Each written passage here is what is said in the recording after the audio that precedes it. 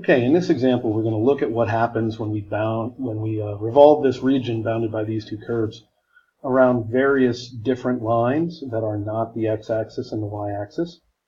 We're going to start with one of the more difficult ones in part A. We're going to revolve this region around the line x equals 2. And when I say difficult, you'll see what I mean shortly.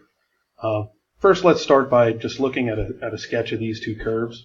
I'll go ahead and graph these on my calculator. And again, this is not something that we should have any difficulty graphing by hand, but I'm just going to be a little bit meticulous here. Graph them on my calculator first. We have the line, and we have the parabola, and so we'll draw a sketch of those. And so we have the line, and then we have the parabola, and our region looks something like this.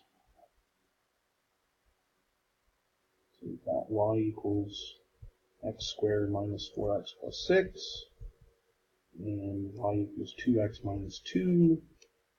And we're revolving this around the line x equals 2, which just so happens, if we look back at the graph here, it just so happens that x equals 2 is where the intersection point between these two curves happens at the point 2, 2.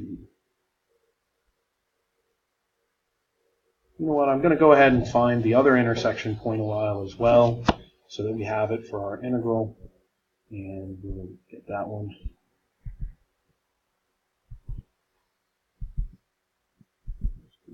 Curve.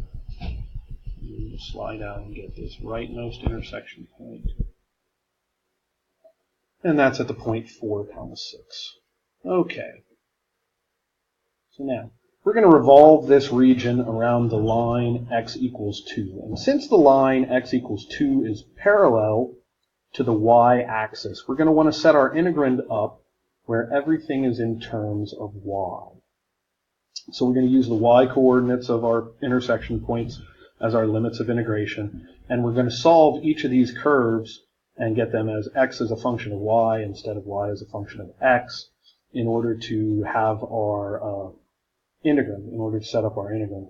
So let's see, we're going to have pi times the integral from 2 to 6.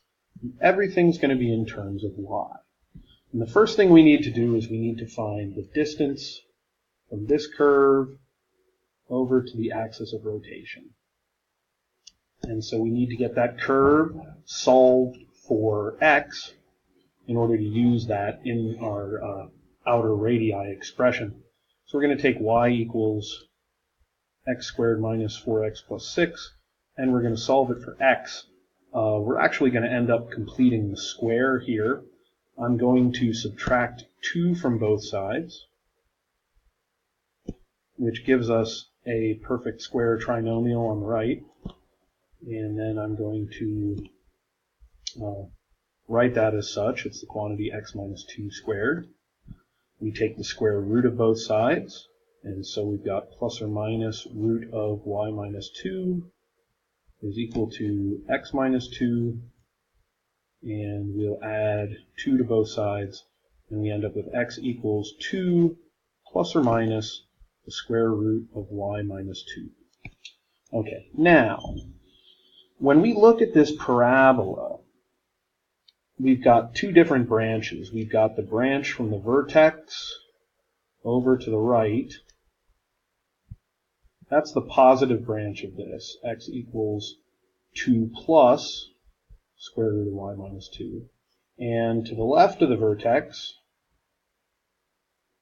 is the negative branch of this parabola. That's the x equals 2 minus the square root of y minus 2.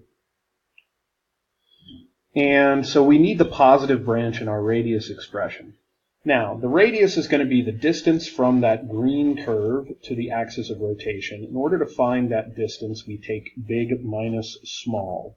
And so our first radius in this expression is going to be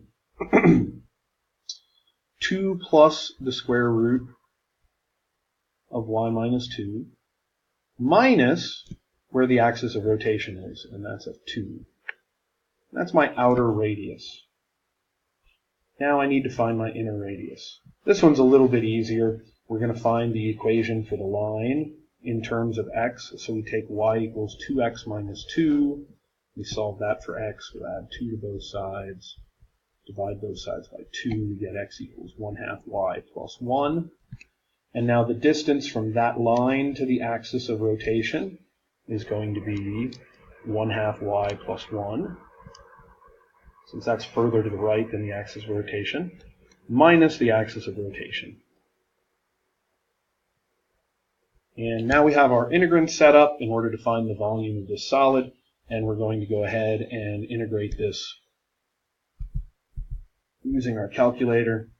And so we've got pi times the numerical integral of quantity 2 plus square root of, I'm going to use x on my calculator, square root of x minus 2 minus 2, that whole quantity squared.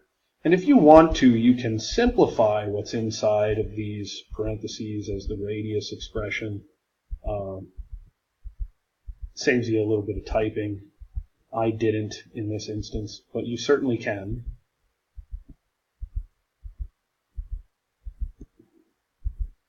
And we calculate and we find that the volume of this solid is going to be 8.378. And that's the end of the first part of our example. And that's actually one of the two harder parts. We're going to find that since we've got this parabola, it's considerably more difficult to revolve this around a vertical line than a horizontal line, because we have to go through the process of completing the square in order to find x, the equation for x for that parabola. So that makes it a little bit more difficult, but still achievable. Okay, that's the end of this first part.